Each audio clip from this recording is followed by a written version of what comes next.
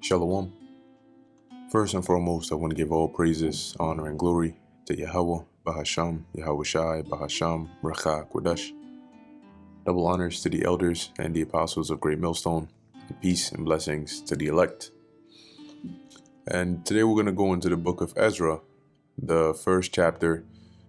We went through the book of Esdras, or First Esdras, which, it's a lot of chapters in Ezra in here, and in the book of First Esdras are very, similar, almost parallel, but there are like some slight differences, meaning like, maybe either in the book of First Esdras, there may be a bit more context given on whatever is being spoken about. Nevertheless, the book of Ezra, right, that is in the Bible that we have now versus the book of First Esdras in the Apocrypha are pretty much the same. Okay, but for completion's sake, we're still going to go through it and highlight any key parts in here, because there are some key chapters in here that we're going to go through. Okay, so this is the book of Ezra, chapter 1, verse 1. Cyrus's proclamation. Now in the first year of Cyrus, king of Persia, that the word of the Lord Yahweh by the mouth of Jeremiah might be fulfilled, the Lord stirred up the spirit of Cyrus, king of Persia, that he made a proclamation throughout all his kingdom and put it also in writing. Now, I want to look up something here real quick. Okay, so when you look at the cross-reference, right, there, and interestingly enough, looks like the blue letter did put in some new updates here, right, where now when you go to cross-reference, they give a bit more context. So dealing with Cyrus, right, there's a bit of information here on Cyrus. Cyrus is said to have been the son of Cambyses, king of Persia, and Mandane, daughter of Astyages, king of Media.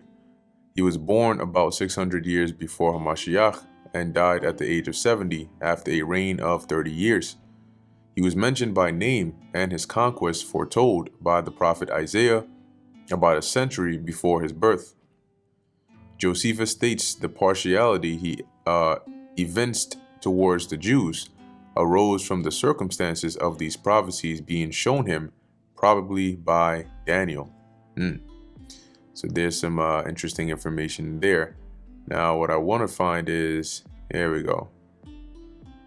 This is the book of Jeremiah, and I think this is the context here. So this is Jeremiah chapter, and see, so for each part of that verse, right, by the mouth of Jeremiah, they put the references here, and it's nothing new, but it just looks a little more stylized and updated. So Jeremiah 25:12, and it shall come to pass when 70 years are accomplished that I will punish the king of Babylon and that nation, saith the Lord Yahweh, for their iniquity, and the land of the Chaldeans, and will make it perpetual desolations. Now, I believe when you actually look at the timeline of the Neo-Babylonian Empire, I don't think it even went up to the span of 70 years. Okay, let's look up the Neo-Babylonian Empire. And maybe we can even see something here. All right, so we have a start date of 626 BC to 539, but I think to be a bit more. Okay, so it says here that let's go back here.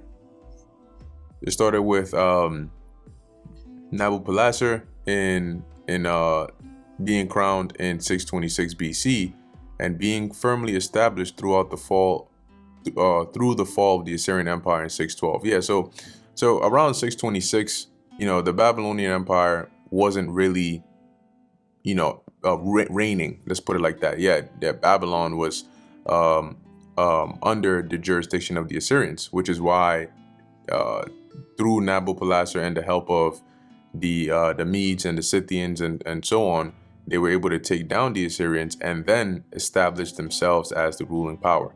So, 526 BC, some might argue that's not really the beginning of their reign, and maybe more 612 BC makes a bit more sense, but dates are dates, nothing to get too caught up into.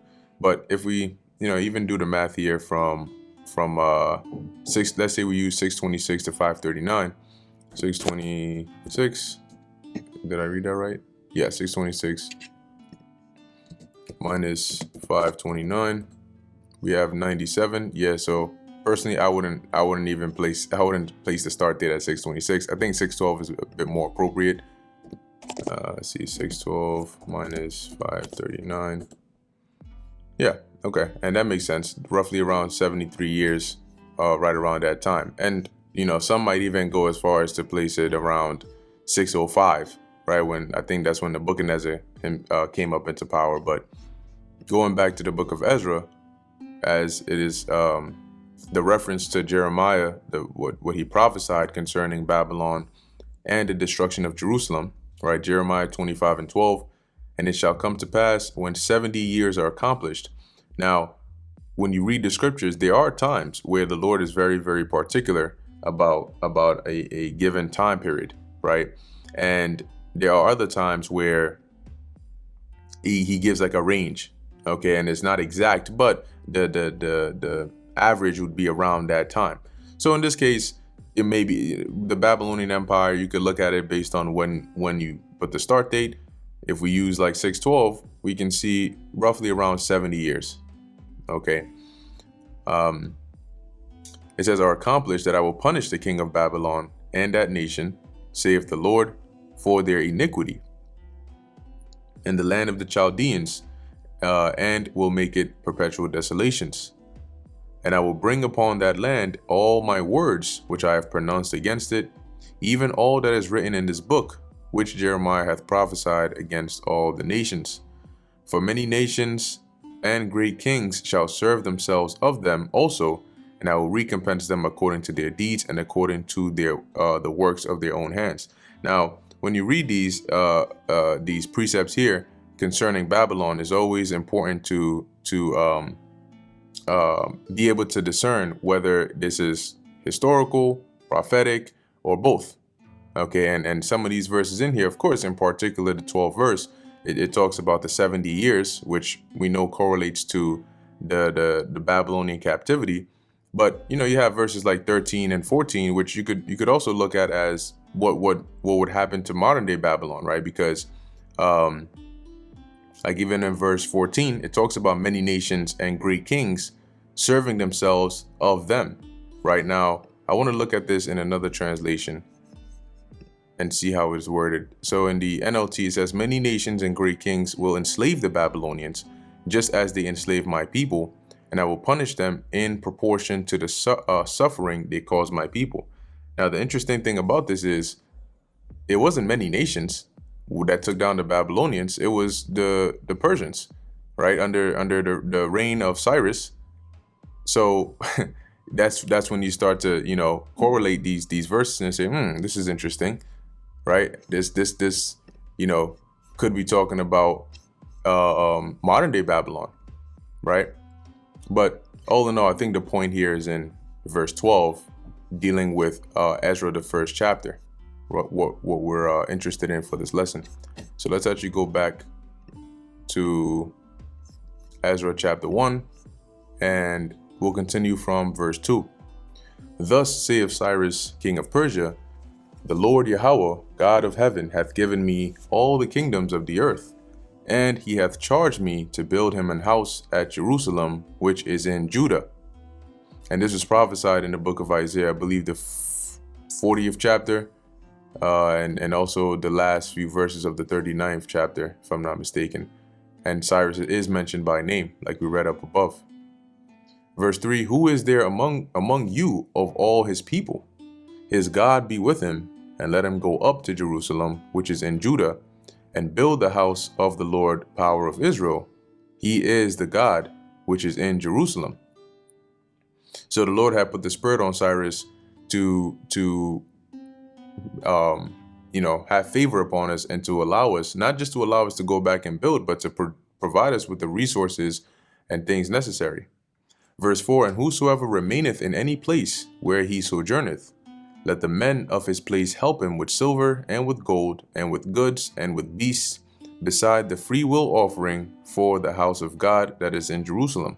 So, anybody that the Spirit was on to go up and help with the building, they were permitted to do so, and they were helped with these different resources. Verse 5.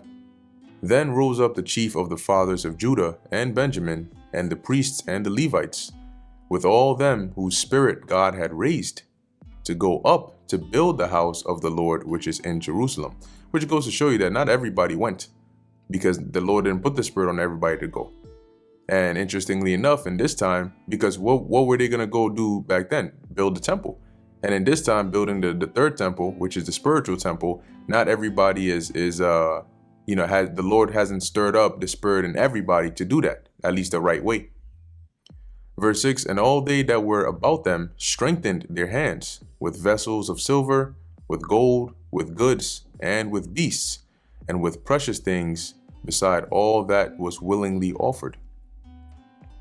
Also Cyrus the king brought forth the vessels of the house of the Lord, which Nebuchadnezzar had brought forth out of Jerusalem, and had put them in the house of his gods. And when you read in the book of Daniel, the 5th chapter, it is from these same vessels that Belshazzar has this feast, and he is drinking and praising the god of wine and all of that, the same night that he died. Verse 8, even those did Cyrus king of Persia bring forth by the hand of Mithridath the treasurer, and numbered them unto Shashbazzar the prince of Judah. Let's see what they give us on Shashbazzar. Okay, maybe not too much on here, but I believe he was one of the first appointed governors, if I'm not mistaken, to go back. In terms of us going back, let's take a look at the Eastern's Bible Dictionary, and let's see if we can find his name. There we go. All right, yeah, it says, "Oh, son, God, defend the Lord." Probably another name for Zerubbabel. Probably, but that can be. I mean, it could be possible, but I mean, then again, it's arguable, right? But anyway, verse 9, it says, and this is the number of them: 30 chargers of gold, 1,000 chargers of silver, 29 knives. And let's look into that word charger. See what we have here. All right. Looks like agara or agar tal or tala. It says here vessel, basket, leather bag. Okay, so it's just like a almost like a measurement, but in this case, dealing with silver and gold, and these materials here. It says 30 basins of gold, silver basins of a second sort, 410, and other vessels 1,000. And all the vessels of gold and of silver were 5,400. All these did Shashbazzar bring up with them of the captivity that were brought up from Babylon onto Jerusalem.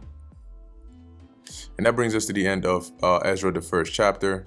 Relatively short, but Lord willing, it was edifying nonetheless.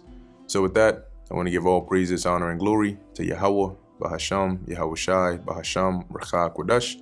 And until next time, Shalom.